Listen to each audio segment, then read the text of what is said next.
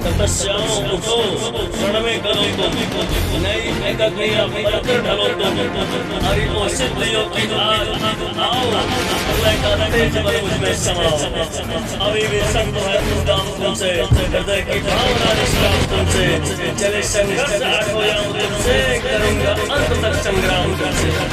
दिनकर जी की ये पंक्तियां भारतीय सेना के जुझारूपन पर बिल्कुल सटीक बैठती हैं। वंदे मातरम वंदे वंदे वंदे मातरम वंदे वंदे वंदे मातरम वंदे।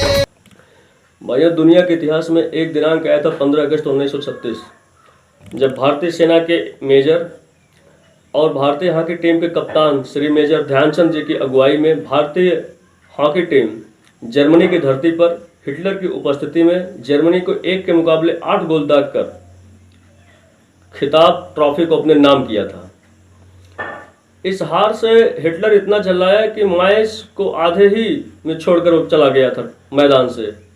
हालांकि 16 अगस्त को जो ट्रॉफी का समापन था तो उसमें हिटलर को आना था। वो मेजर ध्यानचंद से इतना प्रभावित हुआ कि उनके पास गया और उन्होंने कहा कि क्या मिलता है, आप इतने प्रतिभावान खिलाड़ी हैं, आप इतने ओजस्वी हैं, आपको ये भारत जैसे सेना में एक साधारण से मेजर का पद है आपका, आप हमारी सेना में आइए, मैं आपको जनरल बनाता हूँ।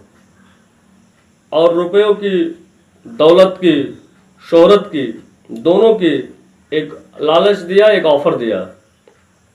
बड़ी शालीनता से उस राष्ट्रभक्त खिलाड़ी स्वर्गीय श्री मेजर ध्यानचंद जी ने कहा हिटलर से कि मैं ये नहीं सोचता कि मेरे देश ने मेरे लिए क्या किया, मेरा हमेशा से सिद्धांत ये रहा कि हमने अपने राष्ट्र के लिए क्या किया। और ये कहते हुए हिटलर के ऑफर को ठुकराकर वो पुनः जर्मनी से अपने हॉकी टीम के साथ अपने वतन, अपने मातृभूमि भारत लौट आए। मेरे बंधुओं, ये उनका ये वाक्य हम जैसे, आप जैसे सामान्य नागरिकों के लिए एक प्रेरणा का स्रोत है।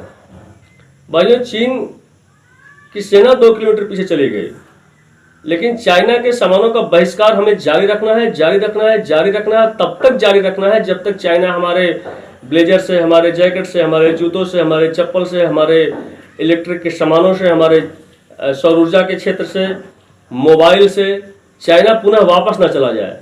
ये इतना आसान काम नहीं है, लेकिन अगर हम सब मिलकर प्रयास करेंगे तो 1 साल, 2 साल, 3 साल, 4 साल, 5 साल में बिना अपना नुकसान किए हुए चाइना की भारत के बाजार से विदाई कर देंगे। चाइना जो दुनिया पे अपनी धौंस दिखाता है, गरीब देशों का फाइनेंसर है, वो इसीलिए है क्योंकि उसकी अर्थव्यवस्था बहुत मजबूत है। आप चाइना के जो बड़े बड़े शहर हैं उसका अध्ययन करिए, देखिए 4 दशक पहले वो मछुआरों के प्रांत थे, मछुआरों के कबीले हुआ करते थे। मेरे बंधुओं, हमें ये संकल्प शक्ति के साथ चीन के सामानों का बहिष्कार करना है कि मैं चीन की गोली में भरी बारूद का पैसा अपने जेब से नहीं दूंगा जो गोली हमारे सैनिकों के सीने की तरफ चलती है। चीन का कोई सामान खरीदा नहीं जाएगा और हम यहाँ पर चीन का पुतला फूंक रहे हैं। देखिए, चीन का पुतला इसलिए हम फूंक रहे हैं कि वो इस समय पूरे विश्व का दुश्मन है और ये कोरोना नामक बीमारी उसी ने पैदा किया और फिर इधर हमारे सीमा पे डेली वो छेड़छाड़ कर रहा है। हमारे देश के 20 जवानों की हत्या उसने किया है। हालांकि उसके जवाब में हमारे साहसी जवानों ने 50 सैनिक उनके मार दिए हैं, लेकिन यह बहुत बड़ा गद्दार और चोर देश है। इसको पुतला फूंकना नहीं, 5-5 लात मार करके और इसको जला दिया जाए। चीन के द्वारा फैलाई गई कोरोना महामारी पूरे विश्व के लिए घातक साबित हुई।